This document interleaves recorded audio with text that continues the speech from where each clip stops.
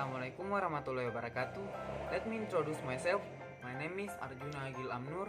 I'm from Class B, English Education Department of State University of Makassar. In this time, I will explain to you guys about Egypt cross-cultural understanding. Of course, when we think about Egypt, we think about pyramid and desert. But Egypt is not only about that. So let's see the explanation about Egypt for understand better.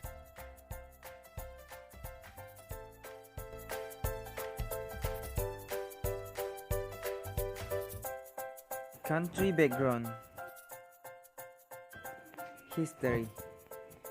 Egypt's recorded history dates back 7,000 years, protected by deserts on both sides.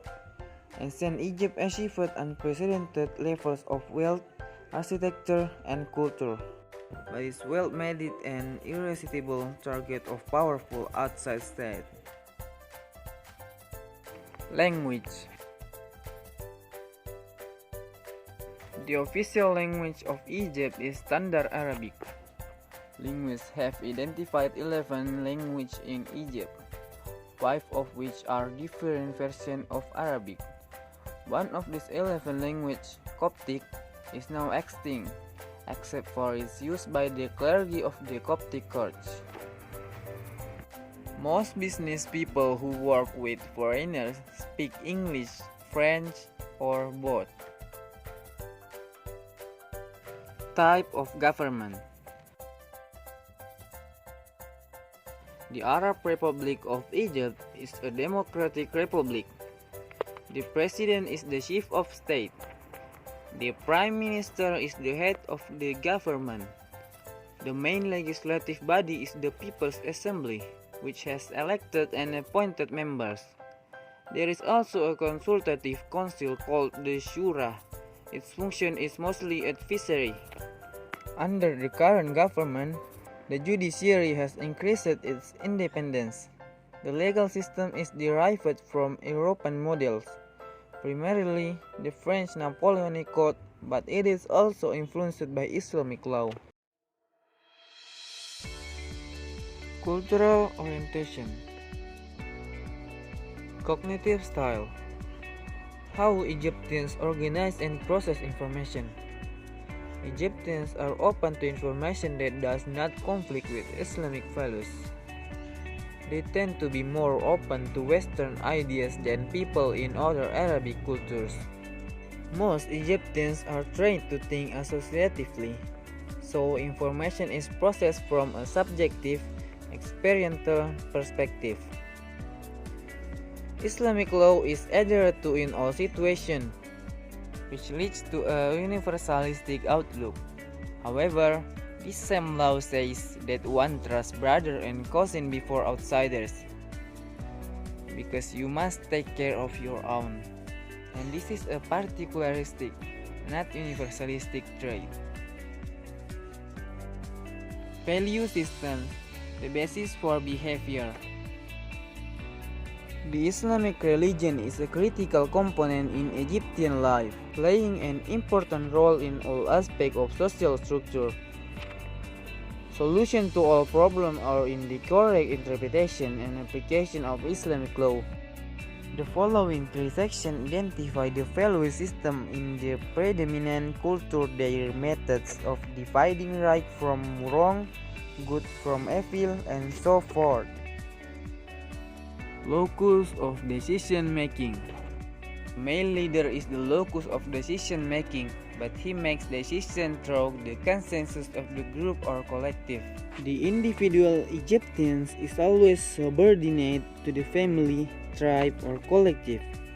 Leadership and identity come from a person's lineage and his or her ability to protect the honor of the extended family.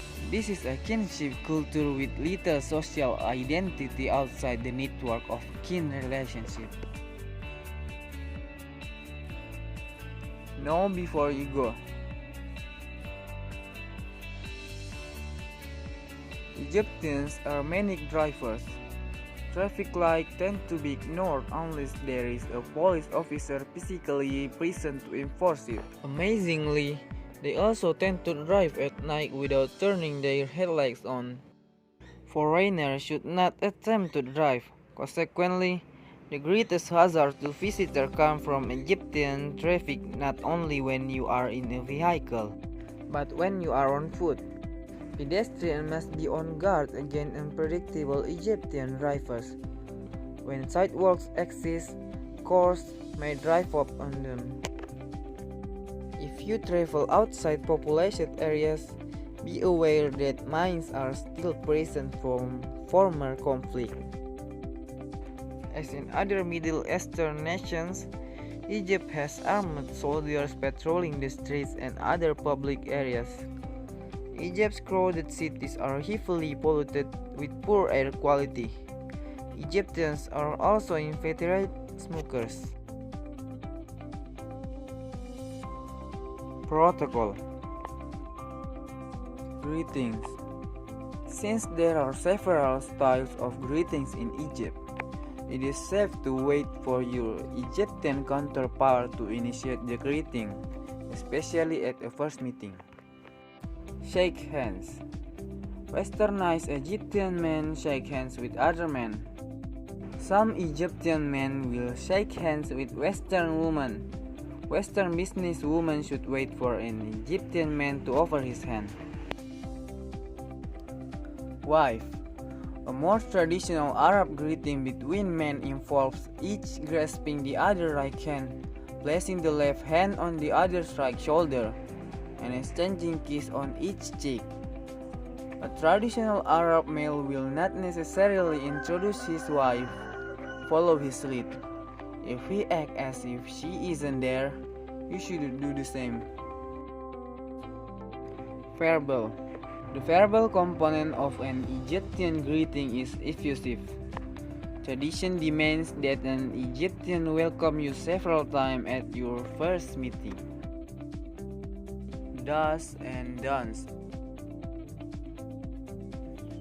Don'ts. Don't take photos of local residents without permission. To be fair, it's inappropriate to take pictures of anyone without their consent.